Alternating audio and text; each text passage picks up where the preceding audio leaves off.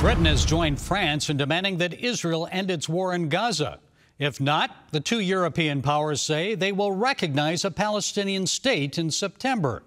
At the same time, the European Union and Arab League have condemned Hamas for the October 7, 2023 terrorist massacre in Israel. And they say the group needs to release all hostages and end its rule in Gaza. Well, here are some insights as Jewish News Syndicate Editor-in-Chief Jonathan Tobin. Jonathan, what's driving this decision by France and now Great Britain to support a Palestinian state if Israel doesn't stop fighting in Gaza? I think it's in part a reaction to domestic politics in those countries where, the hard left and Islamists have formed this bizarre red-green alliance, and they're a real factor in those countries' political equations. And they're reacting also in part to this tsunami of propaganda about starvation in Gaza, which is created by Hamas. Not to say that there isn't suffering in Gaza, which of course there is, but it's of Hamas's creation. They have, there's no shortage of food, but the food isn't being distributed because Hamas hoards it, steals it, sells it back to people at exorbitant prices. That's what's driving the problem. And there's been a Palestinian state there for 20 years. It's called Gaza, and this is the result of it. The Hamas state in Gaza was an independent Palestinian state in all but name from 2005 to 2023. If it does, and we saw what happened. It was a terrorist state. It was only interested in conquering Israel, killing people. They had no interest in developing things for their own people. So why do you think Hamas is continuing this fight, Jonathan, with both the EU and the Arab League now calling on them to surrender? Hamas must know that they're never going to be victorious and allowed to return to governing Gaza. Well, they think they can win. They think they're going to win. That's why they're doing what they're doing. I mean, you can say it sounds illogical. They could never beat Israel, and that's true. But they have always calculated, even, on October 7th, when they achieved complete surprise, their calculations have always been based on the idea that the West will turn on Israel and that cut it off, isolate it, and ultimately hand it to them on a silver platter. That's what they're doing. They look at what's gone on in the streets of American and European cities with mobs chanting for Israel's destruction. They see these diplomatic efforts, with recognitions of a Palestinian state which is a reward for terrorism.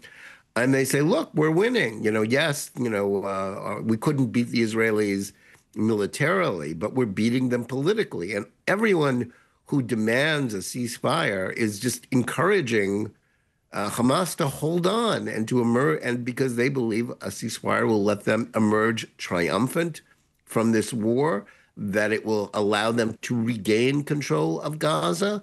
They think that this is all in the cards for them. It doesn't have to be, and indeed, if Israel sticks to its guns, it won't be. But their ambitions are not unreasonable given the support they've been getting from the West. And that's why it's so dangerous. Well, for now, it appears the IDF will press on until the hostages are released and Hamas is destroyed. So what do you see happening in the coming days as the second anniversary of the October 7th terrorist massacre approaches? Well, the war is this is a very difficult situation. Prime Minister Netanyahu, don't envy his dilemma.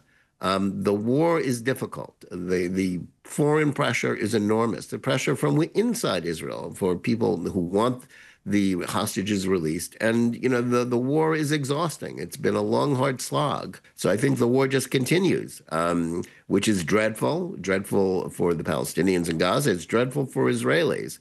But the choice is whether you're going to have that or let Hamas win. And Netanyahu knows he cannot let Hamas win, lest Israel be faced with future October 7th and more horror for both sides. And finally, here domestically, we saw Columbia University agree to a $200 million settlement concerning the civil rights of Jews during pro-Hamas demonstrations on campus.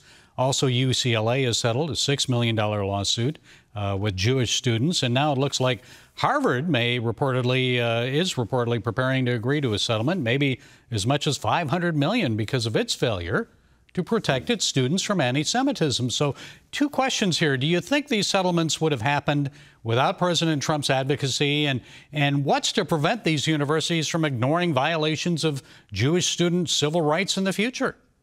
Well, first, this wouldn't have happened without President Trump being reelected last November. Biden, another 4 years of the Democrats, of Kamala Harris, would have been the opposite. They were supporting these universities.